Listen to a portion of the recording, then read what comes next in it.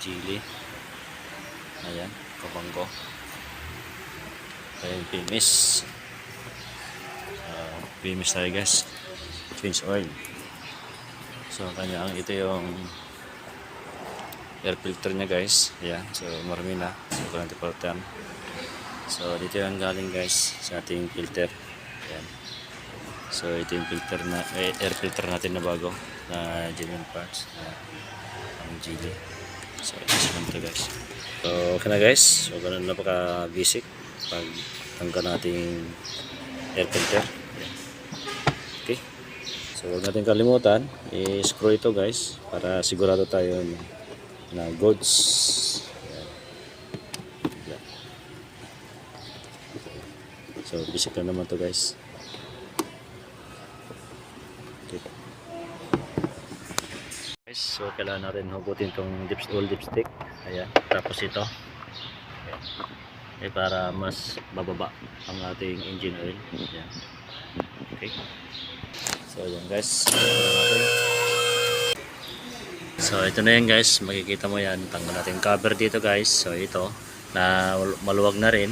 So ano na pinakita. So basically naman guys, ginamit natin na special tools sa pagtanggal nating filter rings. Maluwag na guys. So tumutubol na yung oil. Item na guys. So ayan guys, ito natin. Ayan, para kabit na natin guys. Yan. So ako na rin. So 17 sakit yan guys. Ang pangluwag dyan. So ito na yan guys. Ang drain plug nya. So, tanggalan natin. Yan. Okay.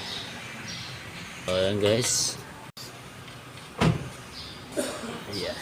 Okay. So ayan guys. 17 sakit. Yan. Narin ito. Nakadi na ito guys. Ito na rin yan. Kabit natin. Ayan. Engine. Ayan guys. Bigyan na ng kanyang engine oil. Ayan. Guys. Natin. Ayan na lumalabas. Ang tools. Service expire. So natin i-reset. Ayan. Okay. So ayan guys. Okay. Sige, pila ka na sa kupon ko. Hit 20. Double click. Ayan. So reset na tayo. So ayan guys. Reset na. Ayan sa 10,000. Ayan. Okay. Ayan. So knock-off siya. Ayan, bumabalik. Ayan. So set up. 10,000 mag-umunod. So ayan. Sa 10,000 na guys. Okay na. Okay. Ito na kabisi guys. Ating pag-reset sa ating laptop. Ayan. So start na. Ayun. Okay na. Ayan na guys.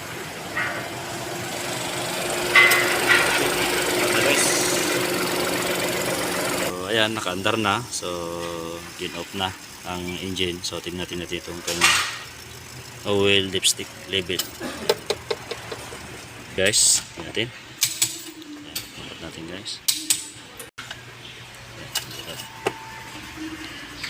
So ganda lang guys yung engine oil nya. Okay na. Okay. Yep.